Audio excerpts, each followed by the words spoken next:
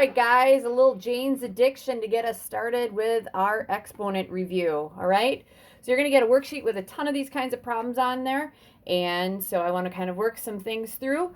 Okay, so I have them all written out for me, for myself, and if you guys want to do this, you can. First, we're going to look at rewriting from a radical to a fractional form. Okay, so these are all things we've done before. So what we've done is the base on the inside, everything, a radical that has something with a square root or some kind of root, and a fractional form would be something raised to some kind of fractional power.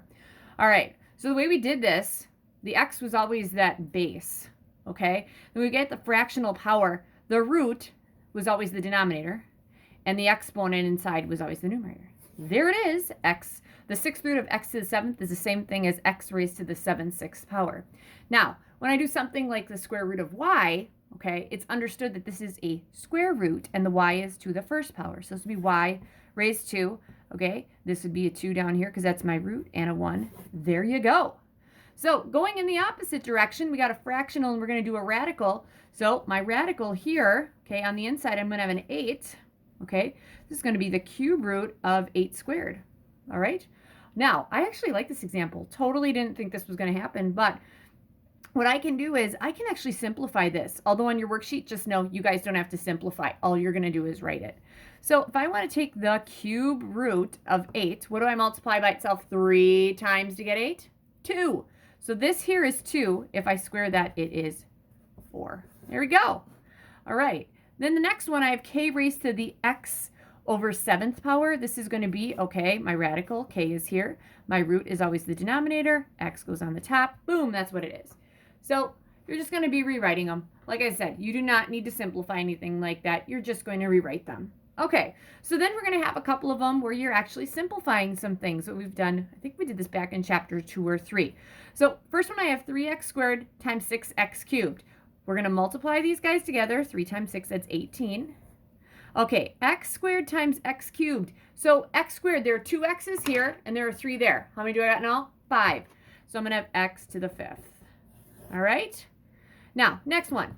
If you have to think about it, okay, x to the 6th raised to the 7th, isn't that an x to the 6th multiplied by itself 7 times?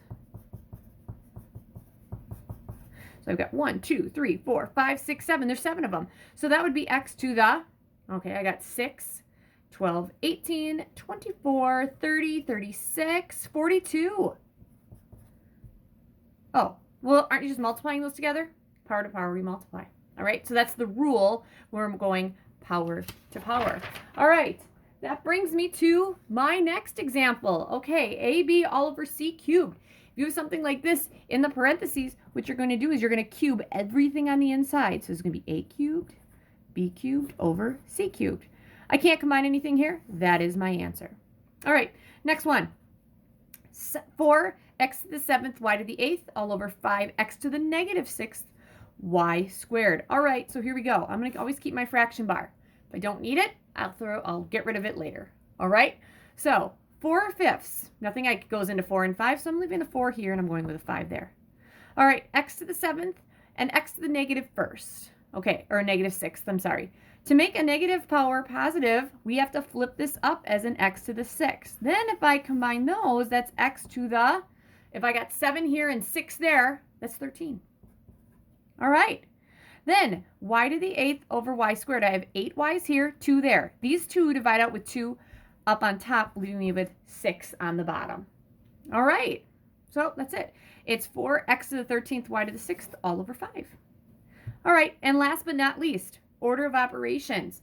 Okay, what we need to do here is you're going to take this and you are going to raise it to the 3rd power, or the 2nd power, okay? So I'm going to rewrite this. Negative 6x squared, y to the 8th, z to the negative 4th. If you want to take care of your negative power, you totally can, but it's not necessary, all right?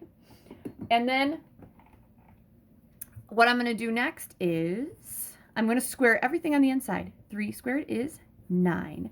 X to the negative 4th squared. Then we go back to that previous problem, right?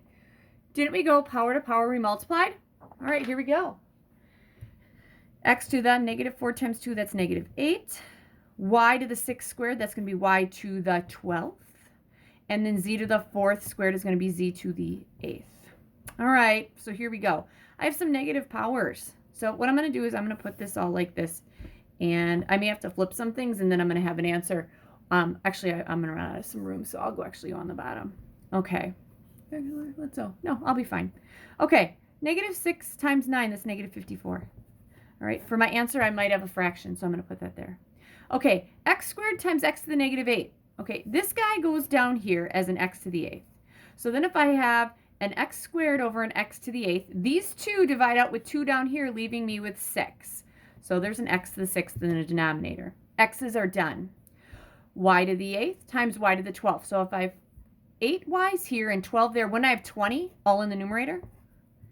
Okay, y's are done. Z's, z to the negative 4th times z to the 8th. Well, this guy would be brought down as a z to the 4th. Then if I have 4 z's on the bottom and 8 on the top, these 4 would divide out with 4 here, leaving me with 4 on the top. All right, so my answer is going to be negative 54. Y to the 20th, z to the 4th, all over x to the 6th. All right, so there you go, you guys. Good luck, and I'll post those answers on Friday.